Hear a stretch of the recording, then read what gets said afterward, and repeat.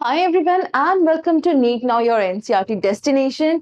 Start किया है हमने नया unit which is your plant physiology. Obviously इस यूनिट से थोड़ा सा डर लगता है बट बहुत इंटरेस्टिंग यूनिट है. ठीक है, प्लांट्स के बारे में जानना, उनमें सिस्टम्स कैसे हैं. सी अगर हम अपनी बॉडी की बात करें, अपनी बॉडी के बारे में तो हमने काफ़ी टाइम से जाना है, समझा है कैसे होती हैं, क्या हैं चीज़ें, सिस्टम्स हैं, ऑर्गन सिस्टम्स हैं, राइट. सो लेकिन प्लांट्स में ये कैसे होती हैं सारी चीज़ें, प्लांट्स में ऐसी कौन सी चीज़ें हैं जो कहीं ना कहीं आपके लिए समझना ज़्यादा ज़रूरी है. ठीक है, अगर हम क्लास 11th या क्लास 12th की पोर्शन की बात करें, वो सिर्फ इस पे एम्फेसाइज नहीं करता है कि आपको सिर्फ डॉक्टर बनना है, आपको और भी कई सारे ऑप्शन देता है. And this is the reason it is necessary to study. At least जो आपके फिजिकल प्रोसेसेस हैं वो भी बहुत ज़्यादा इंपॉर्टेंट है. कॉन्सेप्चुअल क्लैरिटी जितनी होगी उतना ज़्यादा आपके लिए बेनिफिशियल होगा, राइट. ठीक है, नाउ ट्रांसपोर्ट इन प्लांट्स. उसको एक्चुअल स्टार्ट करने से पहले कुछ चीज़ें हैं जो बेसिक्स ही हैं, हम पढ़ चुके हैं, बट एक बार अगर मेमोरी जॉग हो जाती है उसको लेके, या फिर हमें फिर से एक बार एक रिमाइंडर मिल जाता है क्या क्या चीज़ें हमने देखी थी, तो इसीलिए आज का वीडियो है कि जो बेसिक सी चीज़ें हैं, बहुत ही सिंपल सी चीज़ें, वो एक बार हम एक रिविजन कह सकते हैं सॉर्ट ऑफ, या फिर ये कह सकते हैं कि एक हम लोग ओवरलुक कर लें उसका. ठीक है, तो लेट्स स्टार्ट. उससे पहले make sure you have subscribe to the channel and bell icon press करना बिल्कुल ना भूलें, ताकि जब भी नया वीडियो आए आप तक उसकी नोटिफिकेशन जरूर आ जाए. So transport in plants. Now when we talk about transport in plants, है ना, जब हम बात करते हैं कि ट्रांसपोर्ट हो रहा है, क्या हो रहा है, दो चीजें तो हमें पता है. ठीक है, जो आपकी रूट्स की तरफ से जाती हैं, उसमें से पहली होगी वाटर, है ना, और दूसरे हो गए आपके मिनरल सॉल्ट्स. ठीक है, ये दो चीजें हैं जो आपकी रूट्स की तरफ से ऊपर अपर प्लांट बॉडी में जाएगी. एक चीज और है जो स्पेसिफिकली हम लोग स्टडी करते हैं, और वो है आपका ग्लूकोज. ठीक है, या फिर अगर आप इसको कहना चाहें एकदम ही लेमन टर्म्स में, आप फूड भी कह सकते हैं.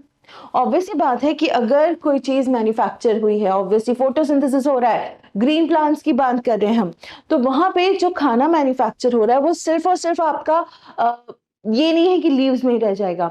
It has to go. अगर ये प्लांट है, ठीक है, यहाँ पे आपका मैन्युफैक्चर हुआ है, लेट अस से कि ये सॉइल है, इसके नीचे जो रूट्स हैं आपकी, खाना जो है ना कि सिर्फ आपकी सिर्फ लीव्स तक रहेगा, बट दूसरी जो शूट्स या बर्ड्स हैं वहां जाएगा, स्टेम में आएगा, इवन आपका सॉइल में जो रूट्स हैं वहां तक भी जाना बहुत ज्यादा जरूरी है.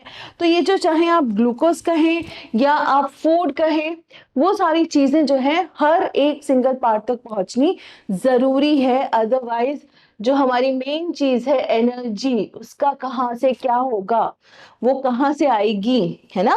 रूट्स को भी एनर्जी चाहिए, राइट.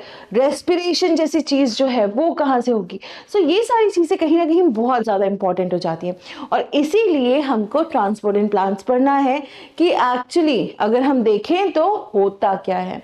मतलब आपके जितने भी प्रोसेसेस हैं वो इन्वॉल्व हैं. कुछ कॉन्सेप्ट्स हैं जो प्लांट्स में होते हैं बट हमको अदरवाइज भी पता है.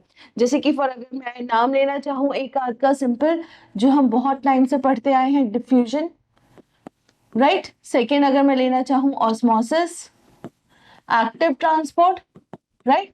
ये सारे वो सिस्टम्स हैं, वो आपके प्रोसेसेस हैं जो आपने पहले भी पढ़े हैं, बट अब हम इनको जो देखेंगे, जो हमारा नजरिया होगा, जो ऑब्जेक्टिव होगा, वो होगा एक प्लांट में इनकी क्या इंपॉर्टेंस है. ठीक है, तो let's start off now.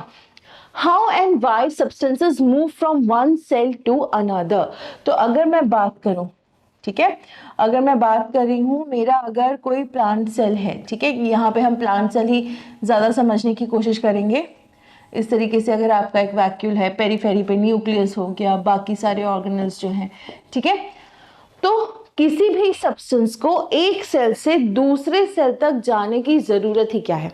What is the need, जाना क्यों है.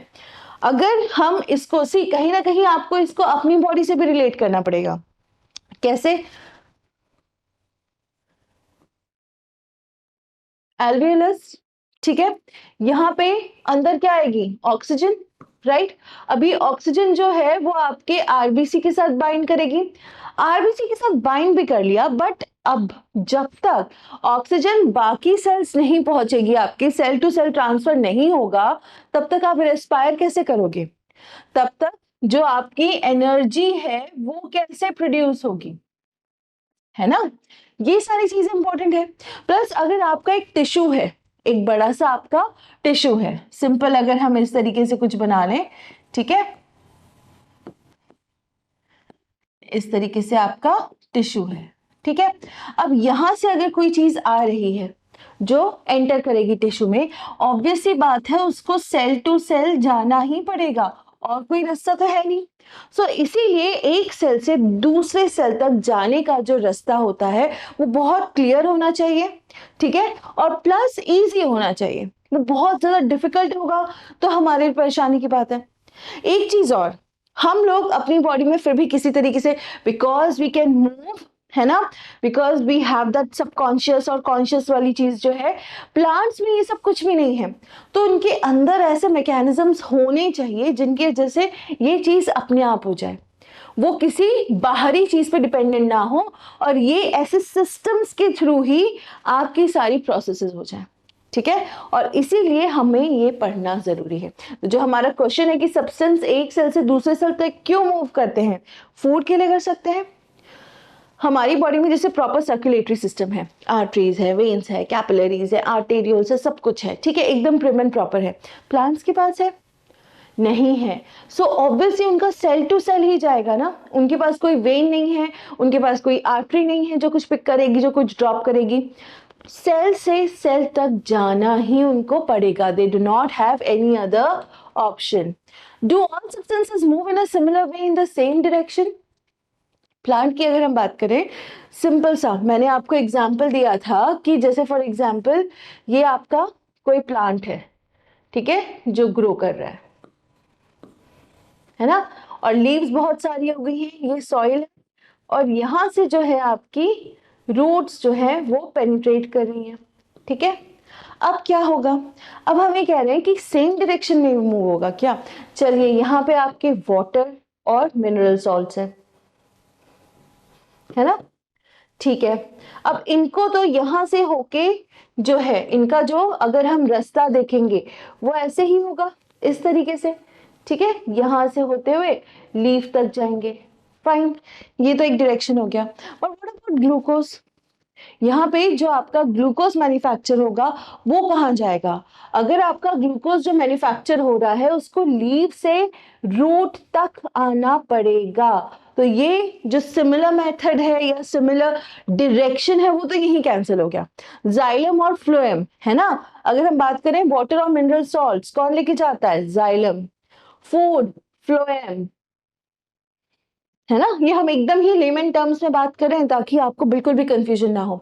तो यहाँ पे जो आपका वाटर और मिनरल सॉल्ट्स है वो नीचे से ऊपर की तरफ जा रहा है, बट जो आपका फूड मैन्युफैक्चर हो रहा है वो हर डायरेक्शन में जाएगा, ऊपर जाएगा, नीचे जाएगा, बगल में अगर कोई फ्रूट ग्रो हो रहा है वो वहां भी जाएगा, है ना। सो इसीलिए डायरेक्शन तो एक नहीं है, हाँ सिमिलर मेथड ये भी एक नहीं है। जो ये वाटर होता है, ये जो पुल होता है वाटर, ऑब्वियसली यहाँ से वाटर ऊपर की तरफ जा रहा है तो कोई ना कोई तो खींचने वाला होगा ना ऊपर। अब वो खींचने वाला जो है वो एक अलग चीज है, ट्रांसपिरेशन है, आगे हम पढ़ेंगे इस चैप्टर में, बट यहाँ पे मेथड अलग है।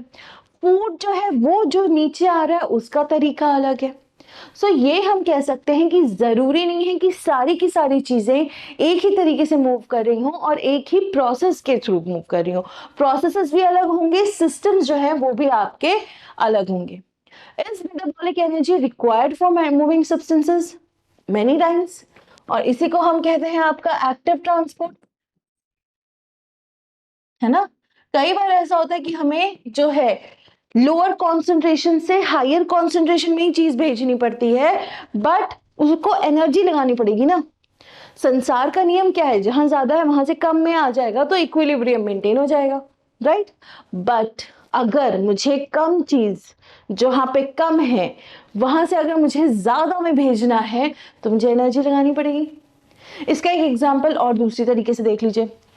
फॉर एग्जाम्पल, अगर कोई चीज बहुत नीचे है और मुझे इसको ऊपर तक खींचना है तो एनर्जी तो चाहिए होगी, या फिर ऐसा कोई खिंचाव चाहिए होगा।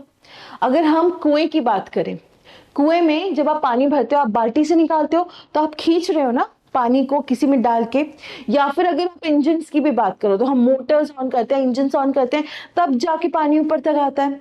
सो एनर्जी की रिक्वायरमेंट तो होती है, लेकिन हमेशा नहीं होती है।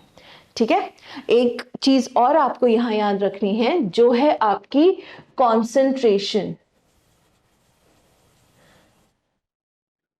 ठीक है, कॉन्सेंट्रेशन, कॉन्सेंट्रेशन मतलब वो वहां कितनी क्वांटिटी में है, कम है, ज्यादा है, कैसा है, ये सारी चीजें भी आपको समझनी पड़ेगी। ठीक है, कि क्वांटिटी कितनी है। हायर कॉन्सेंट्रेशन यानी इस पर्टिकुलर चीज के मॉलिक्यूल्स ज्यादा है, लोअर कॉन्सेंट्रेशन यानी इस पर्टिकुलर चीज के मॉलिक्यूल्स कम है।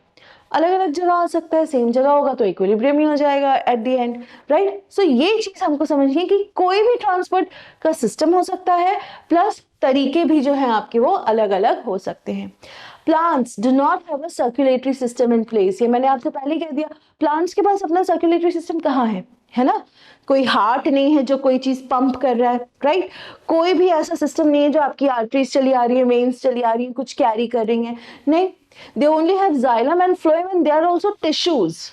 सर्क्यूलेटरी सिस्टम नहीं कहेंगे हम उनको टिश्यूज कहेंगे। ठीक है, सो प्लांट्स के पास कोई सर्क्यूलेटरी सिस्टम नहीं है, तो इसीलिए जो ट्रांसपोर्ट है एक जगह से दूसरी तक जाने का, ये हमें और समझना जरूरी हो जाता है, क्योंकि प्लांट्स में ये हो तो रहा है, तो ये कैसे हो रहा है ये भी तो आपको पता होना चाहिए।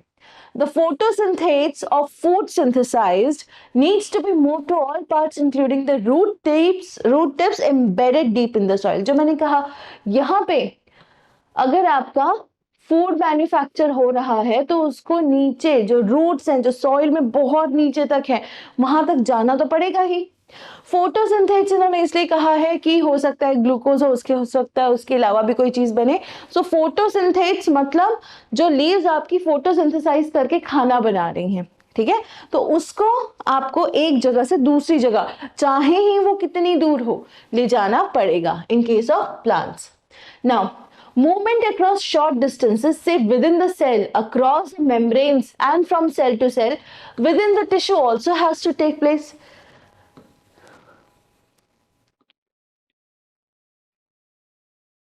ठीक है, ये आपका वैक्यूल, पेरीफेरी पे न्यूक्लियस और कई सारी रैंडम छोटी छोटी चीजें। ठीक है, अब एक जगह से दूसरी जगह तक कुछ तो लेके जाना पड़ेगा। जैसे मैंने पहले कहा कि आपका न्यूक्लियस अगर कोई चीज मैन्युफैक्चर कर रहा है, क्या मैन्युफैक्चर करेगा, ठीक है, या फिर सिंपलेस्ट चीज में समझ लो, डिवाइड हो रहा है, ठीक है, आरएनए, डीएनए, प्रोटीन सब याद कर लो। अब वो जब डिवाइड हो रहा है, यानी हमने देखा था कि न्यूक्लियस के अंदर थोड़े से पोर्स होते हैं जिसमें से चीजें बाहर जा सकती हैं, तो उनका भी तो ट्रांसपोर्ट होना है। प्रोटीन जो सिंथेसाइज हो रहा है उसको भी तो अंदर जाना है, कैसे होगा, गोल्गी अपैरेटस। अच्छा हाँ, गोल्गी अपैरेटस एनिमल सेल में होती है, प्लांट सेल्स की जब हम बात करते हैं तब उनको कहते हैं डिक्टोजोम्स। ठीक है, तो चीज एक ही है, नाम अलग अलग है, कंफ्यूज नहीं होना है। ठीक है, dictyosomes is your Golgi apparatus, Golgi body जो होती है आपकी प्लांट में, उसको हम डिक्टोजोम्स कहते हैं।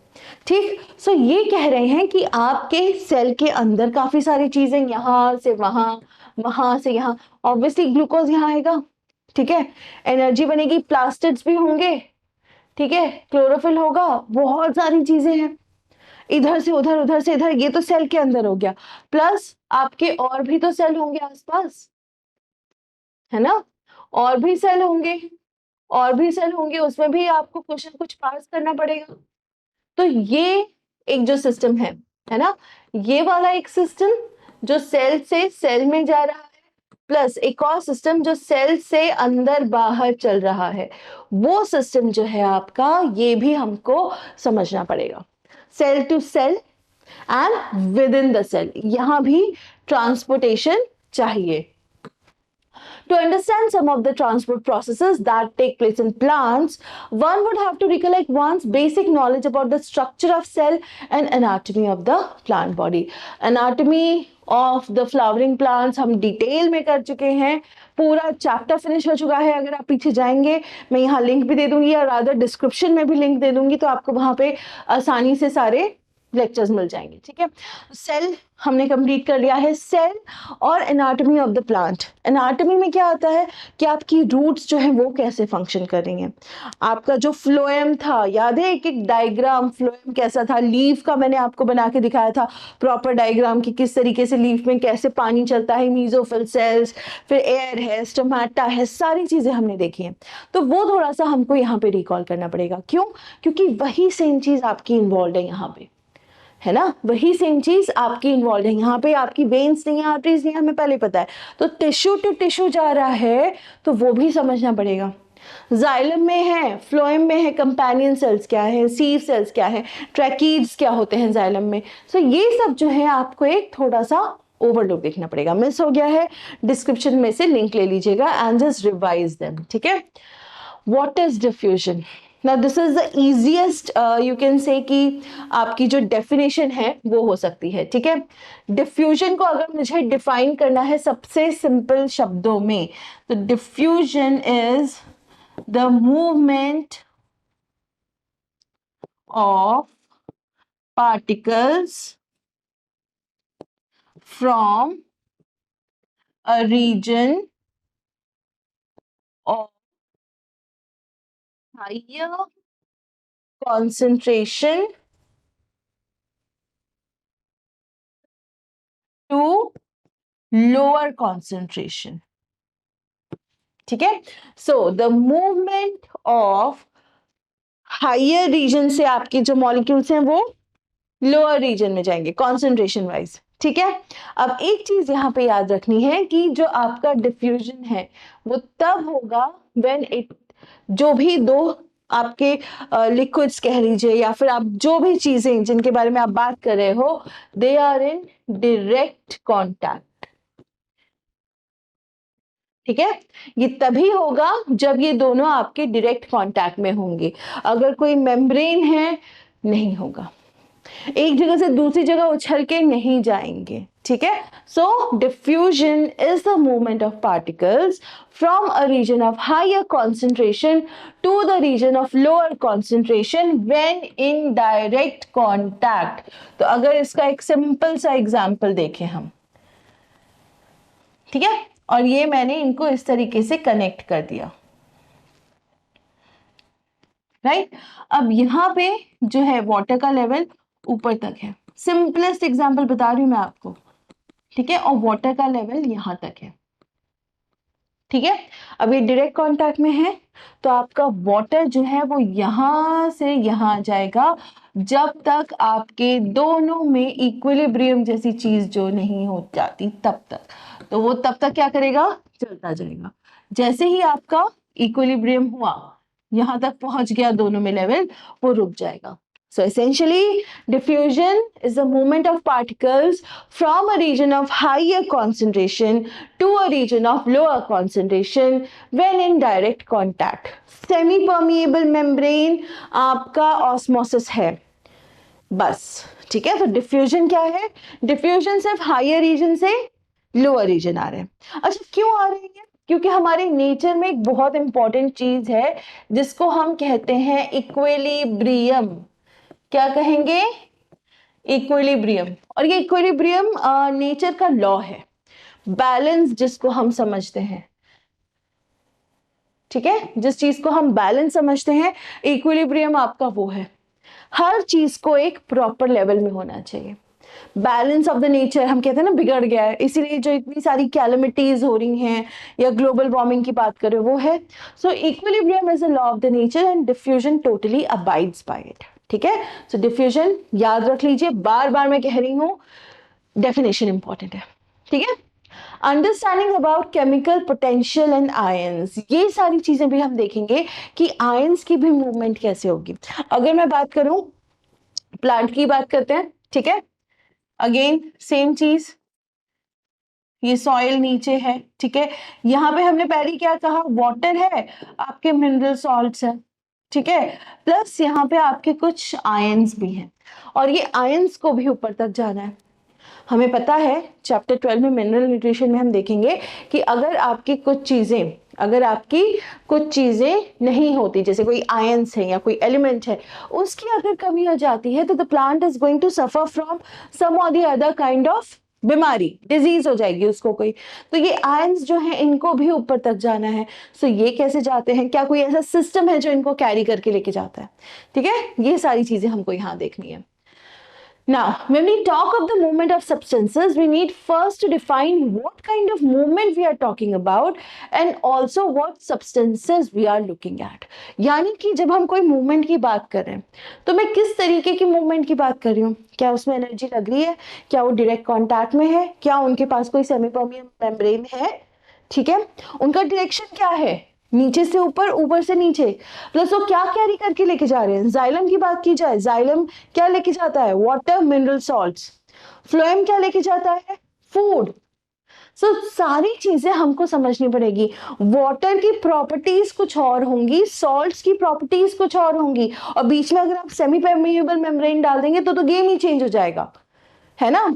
तो ये चीजें हमको देखनी होंगी कि आप किस पर्सपेक्टिव से बात कर रहे हो, आपका ऑब्जेक्टिव क्या है।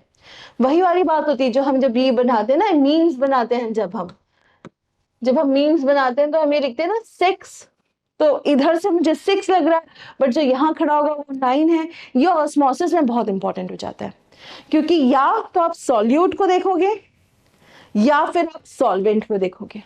ठीक है, सो ये चीज बहुत क्लियर करके समझिएगा कि सॉल्यूट सॉल्वेंट दोनों में डिफरेंसेस क्या है, और सॉल्यूट और सॉल्वेंट जब हम देख रहे हैं तो उस पर्टिकुलर टाइम पे कहाँ कौन सा ज्यादा है। एक बार ये क्लियर हो गया, आगे के लिए इजी हो जाएगा, बट एक बार आपने मिस कर दिया तो फिर आपको कंफ्यूजन रहेगा। ऑस्मोसिस को भी आप डिफ्यूजन लिख के आ जाओगे। देखा है, मैंने देखा है बच्चे करते हैं, क्योंकि कॉन्सेप्ट क्लैरिटी नहीं आती है तो ऐसी हरकतें होंगी, है ना। चलिए, now in a flowering plant, the substances that would need to be transported are water, mineral nutrients, organic nutrients, and plant growth regulators, PGRs. ठीक है, जैसे कि आपका ऑक्सीजन, साइटोकाइनिन, ये हम जब प्लांट ग्रोथ पढ़ेंगे तब आपको और ज्यादा क्लियर होंगे ये क्यों इंपॉर्टेंट है। ठीक है, अगर प्लांट ऑटम चल रहा है तो एब्सिसिक एसिड क्यों इंपॉर्टेंट है? ऑक्सीजन सेल इलोंगेशन पे काम करता है, सेल्स को लंबा करता है, क्या है। सो ये सारी चीजें आपकी कहाँ लेके जानी है? फ्लावरिंग प्लांट में, जहां पे फ्लावर्स बहुत ज्यादा, सी प्लांट हमेशा ये कोशिश करता है कि जो चीज रैपिडली ग्रो कर रही है या फिर जहां पे रैपिड सेल डिवीजन है, बहुत फास्ट सेल डिवीजन है, उसको ज्यादा से ज्यादा mineral nutrients, organic nutrients, water पहुंचाया जाए ताकि ग्रोथ अच्छे से हो। अब ये जो हमारा मकसद है ग्रोथ, ठीक है, इसके पीछे भी आपके वही सारी चीजें जो हम पहले बात कर रहे थे, ट्रांसपोर्ट सिस्टम, वो लगे हुए हैं। तो यहाँ पे हमें पता है सर्कुलेटरी सिस्टम तो है नहीं, तो इसीलिए दे हैव प्रॉपर सिस्टम जिनके थ्रू ये काम होते हैं, right. Now over small distances, substances move by diffusion and by cytoplasmic streaming, supplemented by active transport. Active transport energy. Active passive voice कहते हैं ना हम लोग। एक्टिव वॉइस में सब कुछ डायरेक्ट हो रहा होता है, यहाँ एनर्जी होगी। साइटोप्लाज्मिक स्ट्रीमिंग, साइटोप्लाज्म से साइटोप्लाज्म, ठीक है। सो छोटे डिस्टेंस में तो चला जाता है, बट बड़े डिस्टेंसेस का क्या?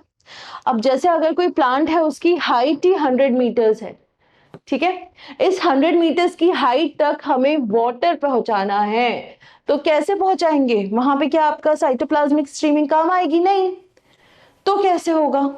यही सारे क्वेश्चंस आपके इस चैप्टर में घुसे हुए हैं।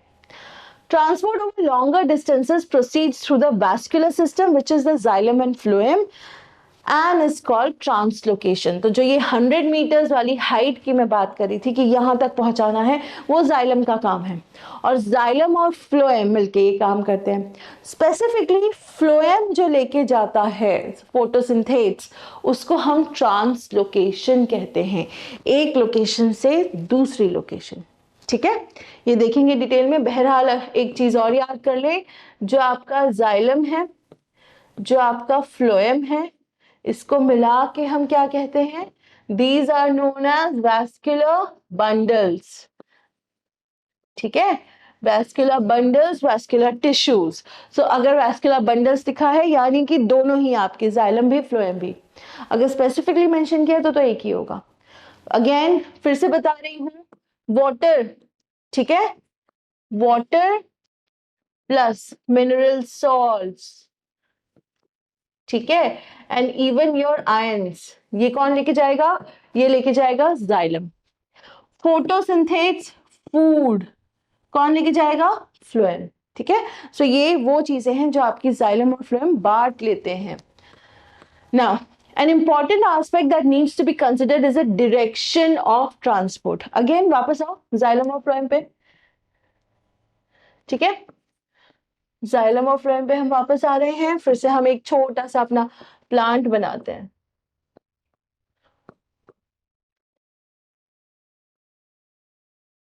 ठीक है, और ये आपके नीचे जो है वो रूट्स हो गई, ठीक है। अगेन यहाँ पे आपका क्या मिलेगा, वाटर मिलेगा, लीव्स के पास क्या मिलेगा, आपका फूड मिलेगा, राइट। अब ये हो गया। अब अगर मैं डायरेक्शन की बात करूं, सबसे पहले तो मुझे पता है जाइलम वाटर लेके जाएगा ऊपर तक, फूड को नीचे आना है, बट यहाँ एक चीज होती है, जाइलम जो है, ठीक है, जाइलम का जो डायरेक्शन है वो हमेशा यूनिडायरेक्शनल होगा।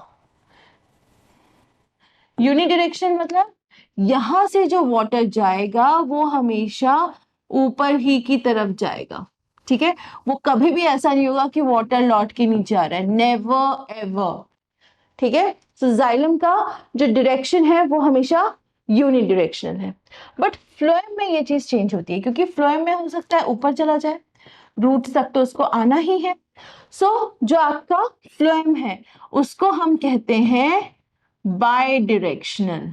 क्या कहेंगे, बाय डायरेक्शनल, या फिर कभी कभी मल्टी भी कहते हैं, डायरेक्शनल भी कहा जाएगा, ठीक है। तो ये हो जाएगा आपका phloem. Xylem unidirectional only towards the plant, root में वापस नहीं आएगा। फ्लोएम में लेकिन है कि फ्लोएम में नीचे दाएं बाएं हर जगह उसको जाना है, जहां फूड की रिक्वायरमेंट है वहां जाना है। सो इसलिए फ्लोएम का ये डायरेक्शन जो है वो चेंज हो जाएगा, ठीक है। In rooted plants, transport in xylem of water and minerals is essentially unidirectional from roots to the stem, जो हमने कहा कि यूनिडायरेक्शनल है, ठीक है। Organic and mineral nutrients, however, undergo multi-directional transport. Organic compounds synthesized in the photosynthetic leaves are exported to all other parts of the plants, including storage organs. जैसे कि आपके ट्यूबर्स है ना, पोटैटो जिसका एक एग्जांपल हम ले सकते हैं, जहां पे स्टार्च आपका स्टोर होगा, है ना। सो यहाँ पे क्या होगा, आपका ट्यूबर्स, पोटैटोज जो स्टोर करके रखते हैं फूड को, वहां पे भी आपका ले जाना होगा। तो हम फ्लोएम को एसेंशियली ऐसे नहीं देख सकते कि वो सिर्फ एक डायरेक्शन में आपका खाना लेके जाएगा। फ्लोएम जो है आपके मल्टी डायरेक्शन में लेके जाएगा चीजें। From the storage organs they are later re exported. Now let us say sunlight ही नहीं आई, 2-3 दिन बारिश हुई एकदम झमाझम, ठीक है। सो हो सकता है कि फूड की रिक्वायरमेंट कहीं और हो जाए, ऐसे में अगेन जो आपका फ्लोएम है वो उस जगह से दूसरी जगह जो है आपका फूड लेके जाएगा, ठीक है ना। The mineral nutrients are taken up by the roots and transported upwards into the stem, leaves and growing region, है ना। जो भी आपकी रूट है वो क्या करेगी, वो आपके सॉइल से वाटर न्यूट्रिएंट्स लेगी और उनको कहाँ भेजेगी, ऊपर की तरफ, towards the stem, towards the leaves, जहां पे भी ग्रोथ हो रही है।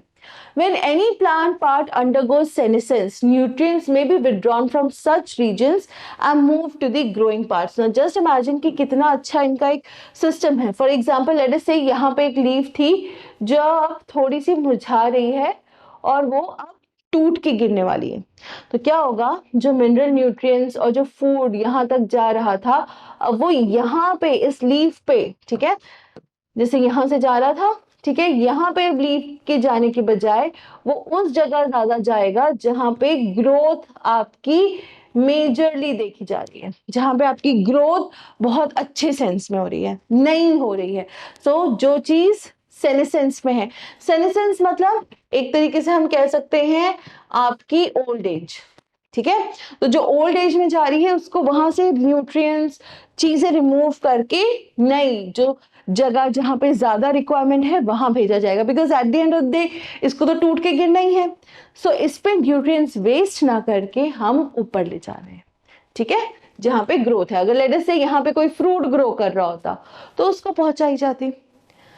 हार्मोन्स और प्लांट ग्रोथ रेगुलेटर्स जिनको हम PGRs कहेंगे, ठीक है, and other chemical signals are also transported though in very small amounts, sometimes in a strictly polarized unidirectional manner from where they are synthesized to other parts. So जो PGRs होते हैं, auxins की अगर हम बात करें शूट टिप्स पर मिलेंगी वो आपको, ठीक है, शूट टिप्स पे मिलेंगी। तो वहां पे जहां सबसे ज्यादा जरूरत है वहां तक उनको लेके जाना है।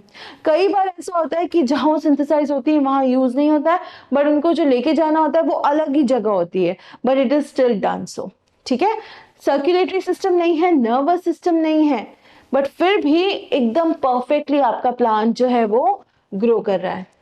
Hence, in a flowering plant, there is a complex traffic of compounds, but probably very orderly, moving in and different directions, each organ receiving some substances and giving out some other. यानी कि हर एक organ तक जा रहा है, जैसे ये इन्होंने भी वही कहा है कि बहुत सारे compounds हैं, बहुत सारी चीजें हैं, और जरूरी नहीं है कि एकदम perfect manner में आपका, जैसे हम लोगों के इसमें circulatory system देखा जाता है वो वैसा कोई system है, but still बहुत अच्छे से ऑर्डरली, यानी कि जैसा जिसको होना चाहिए है ना, वो प्रॉपरली यहाँ देखा जा रहा है। And hence transport in plants becomes very important. इसीलिए आपका ट्रांसपोर्ट इन प्लांट्स जो है वो बहुत इंपॉर्टेंट है कि होता कैसे है, ये समझना देखना जरूरी है, ठीक है। सो ये था एक आपका एक बेसिक सा इंट्रोडक्शन। कुछ चीजें हमने काफी याद की जाइलम फ्लोएम से रिलेटेड, फिर कुछ चीजें छोटी छोटी जो बचपन में सीखी थी बट यूनिडायरेक्शनल बाई डायरेक्शनल, फिर से एक बार रिमाइंड करिए, ठीक है। बहुत सिंपल सी चीज है, एक बार जस्ट अगर पढ़ लेंगे तो काफी क्लियर हो जाएगा। वीडियो दोबारा देखना चाहें तो उसमें और ज्यादा क्लैरिटी हो जाएगी आपको, क्योंकि टू द पॉइंट है, ठीक है। Now when we meet next time हम इसके आगे की चीज स्टार्ट करेंगे, तब तक प्लीज मेक श्योर आप इतना पढ़ के तैयार होंगे, ठीक है। I will see you soon in another video, make sure you have subscribe to the channel, ठीक है। चलिए, keep reading, keep studying, take care.